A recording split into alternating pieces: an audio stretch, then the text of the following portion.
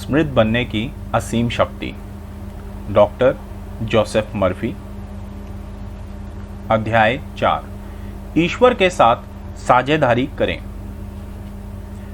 मैंने हाल ही में यूनान के कई सुंदर टापुओं की यात्रा की।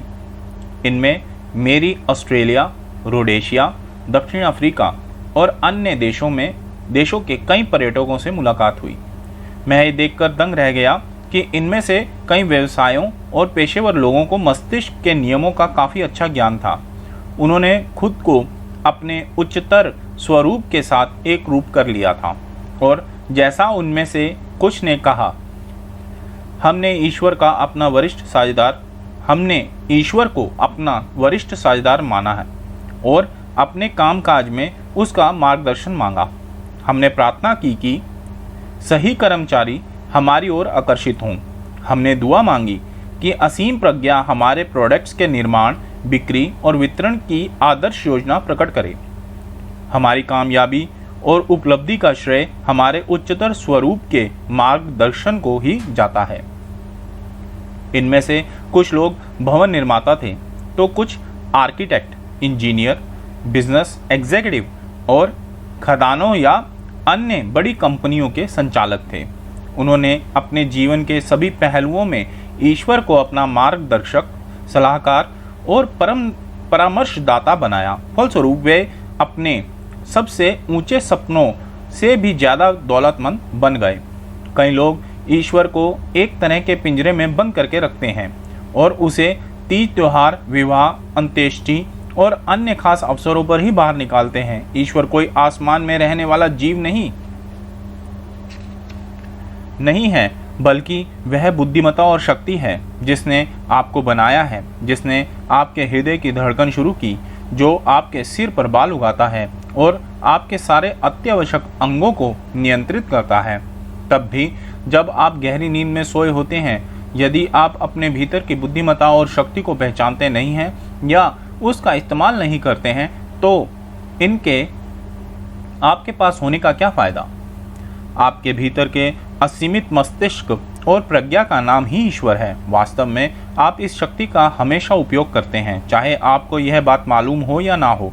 उदाहरण के लिए, जब आप अपनी उंगली उठाते हैं तो यह ईश्वर की शक्ति ही है जिसने आपको यह क्षमता प्रदान की। जब आप कोई समस्या सुलझाते हैं तो यह आपके भीतर की सृजनात्मक वृद्धि है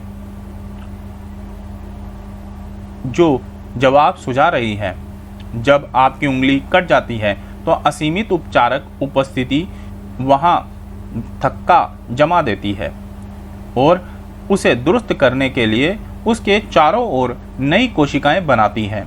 जब आप अपने बच्चे पर प्रेम की बौछार करते हैं तो आप ईश्वर के असीमित प्रेम के अंश का इस्तेमाल कर रहे होते हैं। जब आप शांति स्थापित करते हैं तो आप ईश्वर के असीम शांति के अंश को प्रकट कर रहे होते हैं। ईश्वर के साथ टीम बनाकर काम करें और अपने जीवन में आर्थिक समृद्धि को आमंत्रित करें। दौलत का हिस्सा। एथेंस के पास मोनी टापू पर जोहान्सबर्ग, दक्षिण अफ्रीका के एक लेखक से मेरी लंबी बातचीत हुई। उसने कुछ रोचक बातें बताईं और कहा कि उसके लेख नियमित रूप से अस्वीकृत होते थे। उसकी पहली पुस्तक भी प्रकाशकों ने यह कहकर ठुकरा दी, पढ़ा ही नहीं और रुचि ही नहीं है। उसके भीतर अस्वीकृति की ग्रंथि विकसित होने लगी जब तक कि उसने मानसिक नियमों से संबंधित एक पुस्तक नहीं पढ़ी जिसने उसकी विचार प्रक्रियाओं को पूरी तरह बदल दिया। फिर वह अपनी कल्पना का उपयोग अधिक सृजनात्मक तरीके से करने लगा। अपने उपन्यास के पात्रों पर विचार करते वक्त वह उन विशेष स्थितियों, कथा सूत्रों तथा सत्यों के बारे में सोचता था जिन्हें वह अभिव्यक्त करना चाहता था। इसके बाद वह हर दिन सुबह शाम लगभग आधे घंटे तक यह साहसिक कथन दोहराता था, ईश्वर की बुद्धिमत्ता मेरे माध्यम से यह उपन्यास लिख रही है। मेरी बुद्धि दैदीप्यमान हो गई है और मैं एक ऐसा उपन्यास लिखता हूँ जो प्रेरित करता है, भला करता है और जो मानव जाति के लिए वरदान है। उसने कहा, प्राय जब मैं सुबह जागता हूँ तो पाता हूँ कि उपन्यास मेरे जरिए अपने आप लिखा जा रहा है। मेरा चेतन मन भीतर के आदेशों का पालन करता है। जब से उसने यह विधि अपनाई है, उसकी एक भी पुस्तक या लेख को नहीं ठुकराया गया। उसे अपने भीतर भारी खजाना मिल गया और उसने अपनी कलम के माध्यम से मानव आत्मा को ऊपर उठाने तथा गरिमामय बनाने के लिए इसका इस्तेमाल किया। उसने खोज लिया कि उसका मस्तिष्क ईश्वर के सर्वव्यापी मस्तिष्क का एक हिस्सा है। उसने यह भी पाया कि जब वह सही तरीके से अपने दिमाग का इस्तेमाल करता है तो उसका ज़्यादा गहरा मस्तिष्क प्रतिक्रिया करता है। यह लेखक अपनी अधिकांश आर्थिक सफलता का श्रेय बाइबल की इन पंक्तियों में अपने गहरे विश्वास को देता है। यदि तुम में से किसी में भी मेधा की कमी है तो तुम्हें ईश्वर से मांगना चाहिए, जो सभी लोगों को उदारता से देता है और निंदा नहीं करता है, और मेधा उसे दे दी जाएगी। विश्वास ही दौलत है। यूनान की यात्रा का एक अच्छा अनुभव कैप साउनियन में मिला, जहां समुद्र के देवता पोसिडोन का सफ़ेद संगमरमर से निर्मित बड़ा ही सुंदर मंदिर है। यहाँ से सूर्यास्त का नज़ारा दुर्लभ आनंद और अवर्णनीय सौंदर्य का दृश्य होता है। यहाँ महिला गाइड से मेरी लंबी बातचीत हुई और उसने मुझे अपनी कहानी बताई। वह एथेंस के सबसे गरीब इलाके में पैदा हुई थी और उसमें गहरी हीन भावना थी। लड़कपन में वह देखती थी कि पर्यटक गाइड की सेवाएं लेकर यूनान के शानदार ऐतिहासिक स्थलों की यात्रा करते हैं। एक दिन उसने अपने माता पिता से कहा कि वह भी ज्ञानी और बुद्धिमान बनना चाहती है ताकि वह गाइड बन सके। उन्होंने अपनी बेटी की खिल्ली उड़ाई और उसे याद दिलाया कि शिक्षा सिर्फ अमीरों को मिलती है और दुर्भाग्य से वह गरीब घर में पैदा हुई है। बहरहाल उस लड़की ने अपने विचार को जकड़ लिया। जब वह बड़ी होकर हाई स्कूल गई तो उसने प्रिंसिपल से पूछा कि क्या वह पुरातत्ववेत्ता बन सकती है। प्रिंसिपल बोले, हाँ, अगर तुम्हें खुद पर भरोसा है तो तुम अवश्य बन सकती हो, और तुम्हें भरोसा तभी होगा जब तुम में यह आस्था होगी कि ईश्वर और मैं यह काम कर सकते हैं। महिला गाइड ने मुझसे कहा, मैंने उस वाक्य को अपने दिल में बसा लिया और आज मैं आर्कियोलॉजी के 3rd ईयर में पढ़ रही हूँ। 2 साल बाद मैं पुरातत्ववेत्ता बन जाऊंगी। वह जो बनना चाहती थी वह बनने की अपनी शक्ति में उसे विश्वास था। वह विश्वास धन, उत्साह, कार्य के प्रति प्रेम, स्फूर्ति, आकर्षण और अद्भुत खुश मिजाज व्यक्तित्व में बदल गया। बाइबल का उसका प्रिय उदाहरण यह है, अंततः बंधुओं, ईश्वर में दृढ़ विश्वास रखो और उसकी शक्ति से शक्ति पाओ। पुरातत्ववेत्ता बनने का विचार उसके दिमाग में सबसे ऊपर और सबसे प्रबल था। इसके बाद उसके अवचेतन मन ने, जो बुद्धिमत्ता और शक्ति से पूर्ण होता है, इसे दैवीय योजना के अनुसार साकार रूप दे दिया। प्रतिभा आपके भीतर है। मैंने यूरोपीय भ्रमण के दौरान कैपटाउन, दक्षिण अफ्रीका के एक शीर्षस्थ व्यवसायी के साथ डिनर किया। उसने खुलकर बताया कि बरसों पहले वह कैपटाउन में शुरू किए गए 4 कारोबारों में असफल हुआ था। उसकी असफलता का मुख्य कारण यह था कि उसने तथाकथित विशेषज्ञों की सलाह मानी थी कि वह दुकान कहाँ खोले, माल कैसे खरीदे और प्रचार प्रसार तथा विज्ञापन कैसे करे। उसने बताया कि उसके सारे कष्टों का कारण यही था कि वह सलाह के लिए दूसरों पर निर्भर था। अपने भीतर छिपी बुद्धिमत्ता को न पहचान पाने की वजह से ही उसे दुख, कष्टों और असफलताओं का अनुभव हुआ। उसकी पत्नी ने उसे सुझाव दिया कि वह अपने उच्चतर स्वरूप पर भरोसा करे। पत्नी ने बाइबल का एक उदाहरण बताते हुए उसे सलाह दी कि यदि वह मन ही मन इसके अनुरूप जिए तो वह निश्चित रूप से कामयाब होगा। कामयाबी की यह कुंजी थी, मेरा ईश्वर अपनी महिमा और दौलत से तुम्हारी सारी ज़रूरतें पूरी कर देगा। इसके बाद वह असीमित प्रज्ञा के सामंजस्य में आने लगा। उसे एहसास हुआ कि दैवीय समाधान उसके सामने आने वाली सारी समस्याओं से बढ़कर था, क्योंकि ईश्वर जो सबसे बुद्धिमान है उसके भीतर ही रहता है और उसकी हर प्रार्थना का जवाब देता है। अब वह परिस्थितियां, स्थितियों और समस्याओं को अपने से बड़ा नहीं मानता था। इसके विपरीत वह जान चुका था कि सारी समस्याएं सुलझ सकती हैं और उन पर विजय पाई जा सकती है। वह हर मुश्किल का मुकाबला आस्था और विश्वास से करने लगा, क्योंकि वह जान गया था कि मुश्किलों से बाहर निकलने का रास्ता हमेशा मौजूद रहता है और उनसे उबरने में जबरदस्त आनंद मिलता है। उसे अपनी राह में आने वाली चुनौतियां पसंद आने लगी।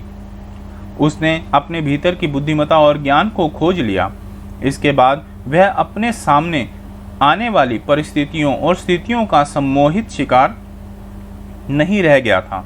आज वह बेहद सफल है और उसकी कंपनियों में सैकड़ों कर्मचारी काम करते हैं। सफलता पाने के साथ साथ वह उच्चतर शिक्षण संस्थाओं और कई अन्य परोपकारी संगठनों को खुशी खुशी दान भी दे रहा है।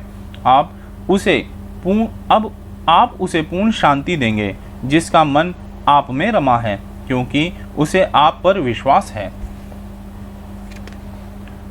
आप जीत सकते हैं। मैं जर्मनी के फ्रैंकफर्ट में जिस होटल में ठहरा था, वहाँ मुझे एक युवा डॉक्टर मिला।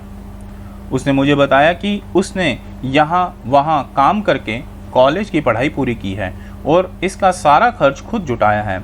जब उसने डॉक्टरी की परीक्षा पास कर ली तो उसके मन में ये विचार आए, तुम्हारे पास पैसे नहीं हैं, तुम अच्छे इलाके में क्लिनिक नहीं खोल सकते, तुम अपने ऑफिस को ज़रूरी उपकरणों और औजारों से लैस नहीं कर सकते। चिकित्सा मनोविज्ञान का अध्ययन करने के कारण वह जानता था कि यह सिर्फ नकारात्मक सुझाव थे जो उसके दिमाग पर असर डालने की कोशिश कर रहे थे और इनकी अपने आप में कोई शक्ति नहीं थी। वह जानता था कि उसके अपने विचार और भाव ही एकमात्र सृजनात्मक शक्ति थे। उसने परिस्थितियों के झूठे और सीमित करने वाले सुझावों पर विश्वास करने के बजाय अपने मस्तिष्क की सृजनात्मक शक्ति में विश्वास रखने का विकल्प चुना।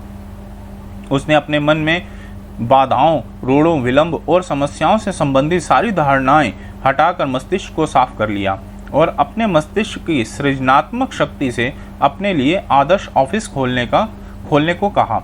वह लगातार और पूरी चेतना के साथ यह दृश्य देखने लगा कि वह एक बेहतरीन ऑफिस में बैठा है और अपने पेशे के सभी नवीनतम उपकरणों और यंत्रों से घिरा हुआ है। उसने दावा किया कि उसके अवचेतन मन की असीम प्रज्ञा उसके आग्रह पर उसी वक्त काम कर रही है और दैवीय योजना के अनुसार इसे साकार कर रही है। कुछ ही समय बाद एक युवती उसके घर अपना इलाज कराने आई। सच तो यह था कि वह घर भी उस युवा डॉक्टर का नहीं था। उसने तो अस्थायी रूप से अपने पिता के घर पर क्लिनिक खोला था। युवती गंभीर दर्द से पीड़ित थी। युवा डॉक्टर तुरंत समझ गया कि उसे गंभीर अपेंडिसाइटिस हो गया है। वह उसे फटाफट अस्पताल ले गया। उसने उसका ऑपरेशन किया और युवती उल्लेखनीय रूप से ठीक हो गई। अंततः उन दोनों में प्रेम हो गया। युवती ने न सिर्फ उसके लिए एक नया क्लिनिक खोलने का खर्च उठाया, बल्कि उसके लिए एक रोल्स रॉय कार भी खरीदी, जो उनकी शादी के दिन इंग्लैंड से उनके घर पहुंची। युवती के पिता बेहद दौलतमंद उद्योगपति थे और वे इस बात पर खुश थे कि उन्हें अपने दामाद को चिकित्सा के सभी आधुनिक उपकरणों से सुसज्जित क्लिनिक खोल कर देने का अवसर मिल रहा है। यह दिखाता है कि आप परिस्थितियों के शिकार नहीं हैं। परिस्थितियों के शिकार तो आप तब होते हैं जब आप ऐसा मानते हैं। ईश्वर की असीमित बुद्धिमत्ता को अपने भीतर प्रवाहित होने दीजिए। इससे आपके जीवन की सारी आर्थिक परिस्थितियां बदल जाएंगी, चमत्कारिक रूप से और तुरंत। इस युवा डॉक्टर की तरह ही आपको भी दरअसल अपनी आंतरिक शक्ति को खोजने और इससे परिचित होने की जरूरत है। इस प्रक्रिया को आत्म साक्षात्कार कहा जाता है। ईश्वर आपके भीतर वास करता है, लेकिन इसके बावजूद संसार के करोड़ों लोग बीमार, कुंठित, पराजित और गरीबी में रहते हैं। इसका कारण सिर्फ उनका अज्ञान है। उन्हें यह जानकारी ही नहीं है कि ईश्वर उनके भीतर वास करता है। आपका और मेरा काम इस दैवीय उपस्थिति के बारे में जागरूक होना है, ताकि हम सारे अवरोध, हताशाओं और गरीबी से मुक्त हो जाएं। उससे परिचित हो जाओ और शांति से रहो। इससे नेकी तुम्हारे पास आएगी। अपनी आंतरिक शक्तियों को पहचान लेंगे तो आपको खुशी, समृद्धि और मानसिक शांति का अनुभव होगा। आप किलार्नी की झील के पास रहकर भी उतने ही खुश रह सकते हैं जितने कि हॉलीवुड बुलेवार्ड में रहकर। सच तो यह है कि स्थान का आपके स्वास्थ्य, दौलत और सफलता से कोई संबंध नहीं है। आप अपनी सफलता, दौलत और समृद्धि का निर्माण स्वयं कर सकते हैं। आपका उच्चतर स्वरूप इस पल आपके माध्यम से बोल रहा है। यह आपसे आगे, ऊपर और ईश्वर की ओर बढ़ने का आग्रह कर रहा है। ईश्वर हमारी इच्छाओं के जरिए हमसे प्रत्येक समय संवाद करता रहता है। हर इच्छा दरअसल ईश्वर की आवाज़ है जो हमारे जरिए अभिव्यक्ति चाहती है। आप ईश्वर के असीम वाद्य यंत्र हैं और आप ईश्वर का सुर निकालने की खातिर यहाँ आए हैं। पूरे उत्साह, जोश और विश्वास के साथ अपने नए काम, नौकरी या अध्ययन को शुरू करें। चाहे यह जो भी हो, इस अवस्था में शुरू करने पर आप पाएंगे कि वह काम, नौकरी या अध्ययन उसी आनंद में खत्म भी होगा। ईश्वर के प्रेम के साथ शुरू करेंगे तो अंत भी अच्छाई या ईश्वर के प्रेम के साथ ही होगा। अपने नए काम को ईश्वर में आस्था और विश्वास के साथ शुरू करें। इससे आपकी विजय और कीर्ति सुनिश्चित होगी और निश्चित रूप से आर्थिक सफलता भी प्राप्त होगी। उसने कहा कि प्रारंभ और अंत एक ही है। मैंने एक युवा संगीतकार को किलारनी, आयरलैंड में हॉर्प नामक वाद्य यंत्र बजाते हुए सुना।